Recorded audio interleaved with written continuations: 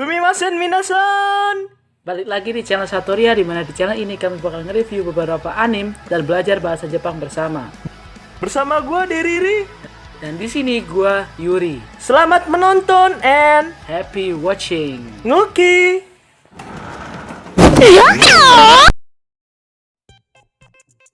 Halo, balik lagi sama kita berdua. Kita bakal lanjutin part sebelumnya. Jelasin apa yang bakal terjadi di episode 4, 5, dan 6. Sebelum masuk ke videonya, jangan lupa buat selalu komen. Komen apapun terserah kalian. Udah komen? Kalau udah langsung gas saja ke videonya.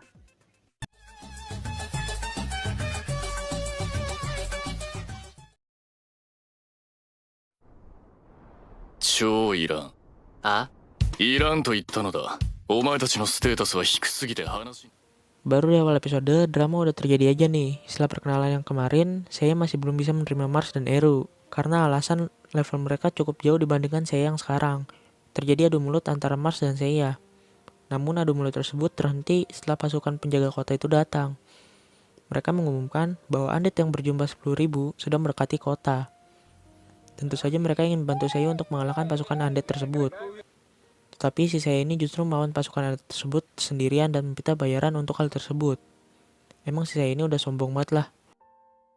Karena saya tidak mau mereka semua susah-susah ngalahin para undead tersebut, saya pun berencana untuk melawan pasukan tersebut sendirian dan menyuruh Mars, Eru, serta pasukan penjaga untuk menjaga warga kota aja. Intinya saya gak pengen ada hal yang tidak diinginkan terjadi. Berangkatlah saya dan di sini skill saya yang baru ditunjukkan lagi, yaitu skill terbang. Emang saya ini udah kayak pakai cheat buat jadi pahlawan. Listarte pun gak mau ninggalin saya sendirian, dan berangkatlah mereka berdua. Padahal si saya ini tadi pengennya sendirian doang. Tibalah mereka berdua di tempat para undead tersebut bergerak. Tanpa basa-basi, saya pun langsung memusnahkan semua undead tersebut dengan jurus yang lagi-lagi di sini kita ditunjukkan betapa overpowernya ini orang. メテオストライク。おそらく一気に殲滅できる。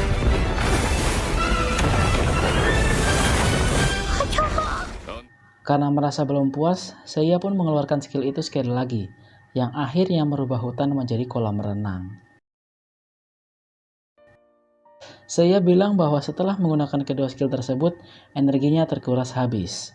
15,000ほどあった MP が今や 13,500 しかない。 Setelah para pasukan undead habis, mereka berdua pulang ke penginapan.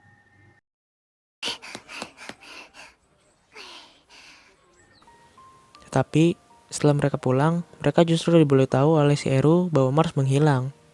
Tak selang beberapa lama, mereka mendapatkan sebuah kiriman berupa cermin dari seseorang yang belum mereka ketahui. Setelah dibuka, ternyata cermin tersebut dikirim oleh salah satu villain yang bernama Death Magra. Nah, ini orangnya. Si Death Magra ini salah satu antagonis yang cukup OP. Nah, kita balik lagi ke cermin. Ternyata cermin itu menunjukkan tempat di mana ada Mars di dalamnya yang lagi disekap dan disiksa oleh Death Magra yang tadi. Dan Death Magra juga menunjukkan bahwa dia sudah menciptakan pasukan undead yang tadi. Pokoknya Mars di sini jadi tawanan mereka. Eru dan Listarte sudah pasti menjadi panik karena hal tersebut. Dan lagi-lagi di sini saya menunjukkan peranan utama. Dia menunjukkan sebuah skill yang bernama Dimension Blade. Dia yang berhasil memotong tangannya si Death Magra. 空間を切り裂くフォトンの刃。ディメンションブレイド。 Dan saya meminta si Listarte membukakan portal ke alam dewa. Karena di sana waktu berjalan lebih lambat. Karena itu mereka bakal memikirkan cara apa yang bakal mereka lakuin buat mengalahkan si Death Magra. Setelah mereka berdua berada di alam dewa, saya pun menghampiri Dewi Ishtar dan tanpa basa-basi, dengan lancangnya dia ingin mencari temannya yang bernama Mars itu. Ia meminta untuk ditunjukkan di mana lokasi Mars berada. Dan anehnya, Dewi Ishtar membantu saya. Lah kenapa bisa aneh? Ya karena kembali lagi ke aturan awal di alam dewa, bahwa seorang dewi tidak diizinkan untuk terlalu membantu seorang pahlawan. Lanjut ke alur cerita. Akhirnya saya pun mengetahui koordinat Mars berada. Bergegaslah mereka berangkat ke tempat tersebut dan langsung aja saya mencegah Death Magra untuk membunuh Mars. 成長しましたね、竜宮院聖夜。燃えろヘルズファイア。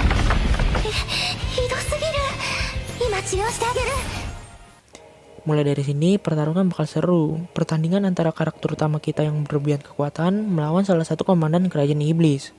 Di sini, Death Magra menggunakan sekumpulan api hitam untuk melindungi tubuhnya. Api hitam tersebut berubah menjadi monster yang bakal dipakai sebagai senjata oleh si Death Magra. Setelah mencoba menyerang dengan menggunakan air suci, semua serangan tersebut tidak mempan ke monster yang bernama Darkfire ini. Tetapi bodohnya, si Death Magra ini malah ngasih tahu ke Seiya cara mengalahkannya. Ya mungkin karena dia tahu bahwa Seiya ini gak punya kekuatan yang bisa mengalahkan monster tersebut. Untuk mengalahkannya ada 3 urutan. Yang pertama dibutuhkan skill yang bisa mengendalikan getaran. Tujuannya untuk menetralkan monster tersebut. Skill ini harusnya tidak dimiliki pendekar pedang seperti Seiya. Langkah kedua, untuk memadatkan wujudnya dibutuhkan kekuatan es. Ya, kekuatan es ini sangat berlawanan dengan Seiya yang menggunakan elemen api. Dan yang terakhir, dibutuhkan serangan yang sangat kuat untuk menghancurkan tubuh monster yang sudah padat tadi. Tetapi bukan Seiya kalau tidak mempersiapkan dirinya sematang mungkin. Di sini scene epic Seiya part 2 bakal dimulai. Ready perfectly. 準備は完全に整っている。 Seiya maju dan menyerang menggunakan skill getaran tadi. Meskipun sebenarnya skill tersebut gak dibutuhkan, Seiya bilang bahwa skill tersebut perlu ia kuasai karena ia gak tahu keadaan pas lagi perang kayak gini. Siapa tahu aja pedangnya dicuri musuh atau dimakan sama Deriri, kan gak ada yang tahu. Lanjut, setelah monster tersebut netral, ia pun adu pukul dan berhasil membekukan monster tersebut. Untuk hal tersebut Seiya tidak menggunakan skill, namun menggunakan item yang bisa mengeluarkan elemen es. Dari mana ia mendapatkannya? Tentu saja Seiya ini udah paham sama yang namanya sintesis item. Buat yang gak tahu sintesis itu kayak berupa menggabungkan beberapa item untuk menjadikannya satu item tujuan. Item tersebut berupa gelang dan Seiya juga bikin 3 elemen lagi. Buat bikinnya gak usah ribet, intinya Seiya ini selalu menggunakan helai rambut si Listarte untuk sintesis item. Lanjut ke medan pertempuran, Seiya langsung menghancurkan monster tersebut menggunakan skill yang bernama Phoenix Thrust yang menghancurkan monster itu, tinggal Death Magra sendirian. Dan episode 4 diakhiri dengan Seiya yang bunuh Death Magra. Sekarang kita lanjut ke episode 5. 残ったもう1匹もさっさと片付けよう。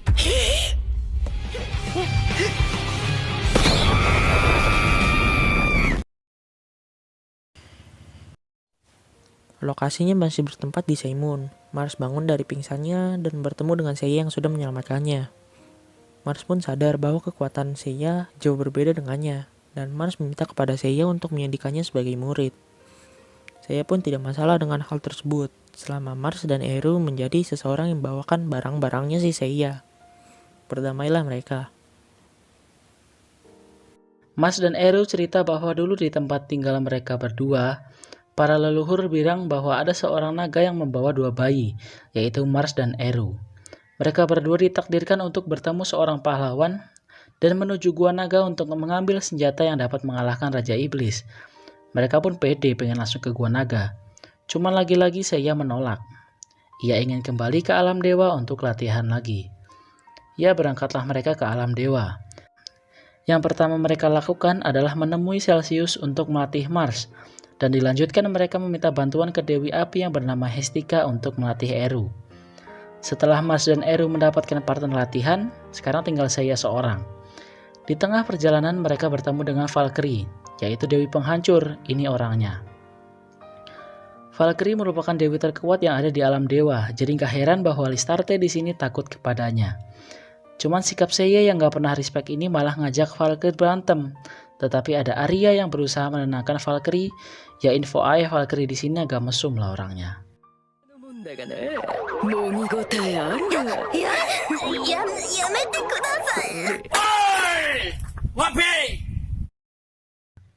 Karena menurut mereka si Valkyrie ini belum bisa menjadikan partner latihan untuk si Seiya, Arya pun meminta kepada Dewi Perang, yaitu Adenela, untuk melatih si Seiya. Akhirnya mereka setuju. Di hari pertama, ketika Listarte pengen nganterin makanan buat Seiya, dia malah bertemu dengan Adenela di luar altar pelatihan. Nampaknya hal yang sama terjadi pada Adenela setelah Celsius kemarin. Adenela juga kena mental sama si Seiya. Kalau si Celsius down dan gak mau latihan lagi, Adenela ini bilang bahwa Seiya merupakan pahlawan yang berbeda dari yang pernah ia temui. Dan Adenela jatuh cinta kepada si Seiya. Lanjut di hari kedua, Listarte bertemu dengan Seiya dan Mars yang lagi ngobrol di kantin. Namun saya cabut dan bilang bahwa Adenela udah nungguin dia. Dan disusullah saya dan Listarte. Dan lagi-lagi Listarte bertemu dengan Adenela yang kabur dari altar. Namun kali ini terlihat dengan pakaian dan penampilan si Adenela ini ikut berubah seiring dia berlatih bersama Seiya. Listarte bilang bahwa besok dia harus kembali ke dunia yang ingin mereka selamatkan. Scene beralih ke Mars yang sudah selesai latihan dan levelnya berkembang dengan pesat setelah berlatih dengan Celsius. Hal ini berbeda dengan Eru, levelnya tidak naik. Dewa Api bilang bahwa Eru ini tidak punya bakat dalam dirinya. Listarte pun mencoba menenangkan si Eru. Beralihlah ke esok hari, di mana mereka ingin berangkat. Adenela ini pengen ikut dan bawa kue buat si Seiya. Cuman Seiya ini bodoh dan malah menolak kue tersebut, menjelekkan Adenela, dan saya meninggalkan Adenela yang lagi ngamuk-ngamuk di alam dewa untuk melanjutkan petualangannya.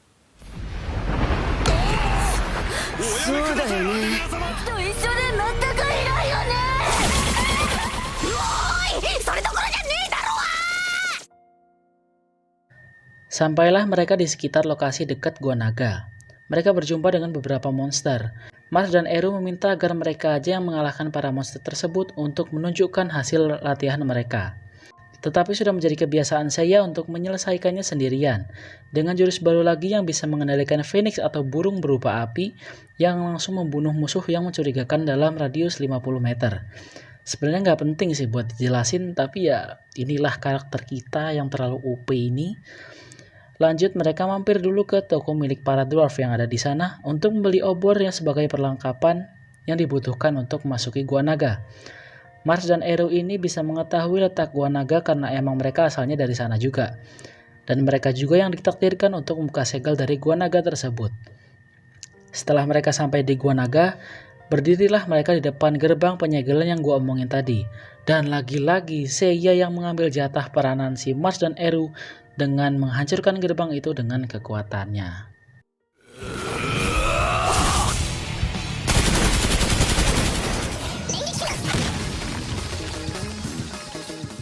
Sampailah mereka di lingkaran sihir, di mana dengan lingkaran sihir tersebut mereka bisa menuju ke desa asal Mars dan Eru berada, yaitu desa para naga. Berangkatlah mereka. Sampai di sana mereka disambut dengan baik. Mereka kemudian dibawa ke tempat ratu para naga, yaitu Leviai. Dan pasti saja Mars dan Eru disambut dengan baik olehnya. Ketika Mars mendekat ke Leviai untuk memberikan salam, Leviai memberikan kekuatan pada Mars untuk berubah menjadi wujud manusia naga. Meskipun belum sepenuhnya, Mars pun tetap senang. Namun hal yang apes malah jatuh kepada Eru. Ternyata Eru ditakdirkan untuk mengorbankan nyawanya yang kemudian ditukar dengan senjata yang bisa membunuh Raja Iblis, yaitu Exacion. Setelah mengetahui fakta itu, episode 5 ini diakhiri dengan Eru yang terkena mental breakdown. Oke, lanjut ke episode 6. Di sini konflik semakin memanas dengan pernyataan si Leviai bahwa si Ele ditakdirkan menjadi Exacion, yang artinya si Ele harus mati. Tentu saja hal ini membuat partinya si Seiya panik, apalagi si Mars, karena dia ini emang sahabatnya si Ele. Walaupun mereka sempat adu mulut dengan si Leviai, dia menjelaskan bahwa keadaan dunia sudah kritis, yang akhirnya membuka mulutnya si Lista dan Mars, sedangkan si Ele hanya tertunduk dengan lemas. Scene beralih. Di sini si Seiya dan partinya masih punya waktu sebelum ritual diadakan. Seiya dan partinya pergi ke sebuah pasar, dan Seiya membeli sebuah benih kecepatan, yang mana dikatakan bahwa benih ini dapat mempercepat pergerakan seseorang hingga 10 kali lipat. Setelah mereka jalan-jalan, mereka menghadiri jamuan terakhir sebelum ritual dimulai. Di sini ada 2 bocil naga gitu yang nawarin biskuit ke partinya si Seiya. Tentu saja si Seiya menolak, tapi karena ditegur sama Lista, akhirnya si Seiya mau makan biskuit itu. Akhirnya waktu ritual tak tiba. Ele mengenakan sebuah dress dengan liontin di lehernya. Dia memberi wasiat kepada si Mars dan si Seiya. Tapi kelihatan banget sebenarnya si Ele ini mencoba tegar, walau sebenarnya takut banget dia akan kematian. Mars yang masih gak terima mencoba melawan, tapi sayangnya dia dihentikan sama pasukan naga. Ritual mulai ricuh. Para penonton bersorak Exacion, dan penjaga mulai mendorong Ele ke jurang untuk bisa bertukar menjadi sebuah pedang. Tapi semua dihentikan oleh si Seiya. Ia melompat dan menendang para penjaga yang mendorong si Ele. Dia berkata, "Keputusanku untuk menjadikan kau sebagai pengangkut barang belum berubah." Yang artinya si Seiya masih membutuhkan si Ele. Pemberontakan parti Seiya dimulai. Sayang sebelum pemberontakan ini dimulai, Mars dan Lista harus tumbang karena biskuit yang mereka makan sebelumnya ternyata mengandung racun yang membuat tubuh menjadi mati rasa. Tapi si Seiya nggak tumbang karena sebenarnya si Seiya nggak nelen itu biskuit. Dia hanya pura-pura memakannya dan memuntahkannya. Ya karena dia udah curiga duluan sama biskuitnya. Karena merasa dihina sama si Seiya, Levi berubah menjadi naga dan melawan si Seiya. Seiya yang sudah memprediksi dia akan melawan naga menyiapkan sebuah pedang yang namanya Dragon Killer, yang dia buat menggunakan sintetis dari rambutnya Mars dan Ele yang dicampur dengan 100 helai rambutnya Lista. Seiya mulai menyerang Levi dan semua serangannya tepat mengenai si Levi. Levi yang merasa terpojok, dia mengutuk Ele melewat liontin yang dikenakan. Kutukannya tidak akan hilang kecuali dicabut oleh si Levi atau si Levi harus mati. Keadaan semakin memojokkan si Seiya yang mana si Levi menggunakan sebuah skill yang namanya Ultimate Wall. Jadi pertahanannya mutlak dan tidak bisa ditembus. Seiya terus-menerus melancarkan serangan babi buta ke arah si Levi. Sayangnya itu tidak menggores Levi sedikit pun. Dengan menggunakan benih kecepatan, si Seiya nggak berhenti. Dia terus-menerus membabi buta, walau sebenarnya tujuan Seiya bukanlah melukai, tapi dia hanya ingin mendorong si Levi ke arah jurang. Rencana si Seiya berhasil. Dari jurang keluarlah sebuah pedang yang diyakini adalah pedang Exatian. Dengan menggunakan sintetis Seiya, mencampurkan darah Ele ke dalam pedang yang tadi dan kericuhan pun mereda. Setelah mereka keluar dari kampung naga, Lista menyadari bahwa sebenarnya pedang yang tadi bukanlah pedang Exatian, melainkan pedang biasa yang disintetis oleh si Seiya. Dan episode 6 ini diakhiri dengan party Seiya yang dikepung oleh pasukan. Sampai situ aja penjelasan kita tentang alur cerita Shinchan Yusa part 2. Sisanya bakal kita lanjutin di part 3. Tetap selalu jaga kesehatan, stay safe. Bentar, itu tadi jatahku kenapa lu ambil? Terus ya udahlah, biarin aja. Yang penting kalian sehat selalu. Bye bye.